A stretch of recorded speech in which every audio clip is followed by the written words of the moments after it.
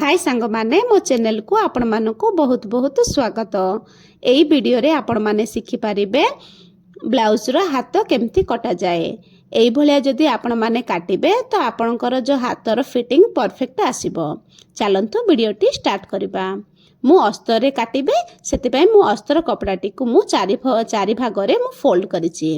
जो बंद साइडटा मो साइड कानी रखिछि। एबे कौन करिबा चौड़ाई नबा। चौड़ाई नबार सबुठु सहज उपाय होचे ब्लाउज रो बैक पार्ट नबा। बैक पार्ट रे ऊपर इंची टेप रखिबा। साइड पर्यंत देखिबा तार केते आसुची। मोर 9 इंच आसीचे।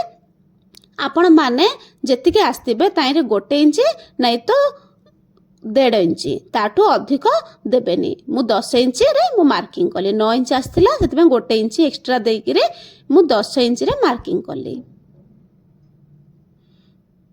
हे गला चौड़ाई। एबे लंब नबा। मोर 10 इंच लंब अछि। 1 इंच मु एक्स्ट्रा रखिछि कोन पाए ना तळ साइड ऊपर साइड हाफ इंच रे हमर सिलाई हबो। सीधा गोटे लाइन डी टान दबा। ऊपर इंच टेप रखिबा। 3 इंच रे गोटे चिन्ह दबा। 2 इंच मार्जिन रखिछि सेति पे 2 इंच रे चिन्ह लगेई रे सीधा गोटे लाइन टान दबा।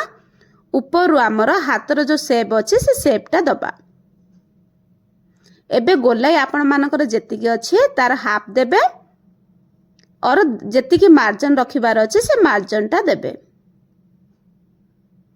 एबे हमर पूरा मार्किंग हे गला। एबे कटिंग कर दबा।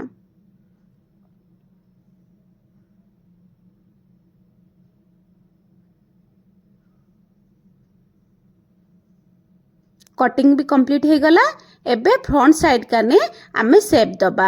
जो फ्रंट साइड काने आमे सिलाई करिबा ताको हाफ इंच डाउन करिगिरे से साइड टा को आमे चिन्ह दबा। फ्रंट साइड रो दीटा जो पार्ट अछि ताको कटिंग कर दबा। मु एबे कटिंग करूनी। मु जेबे मेन फैब्रिक सहित जॉइंट करिबे से टाइम रे मु कटिंग कर देबी।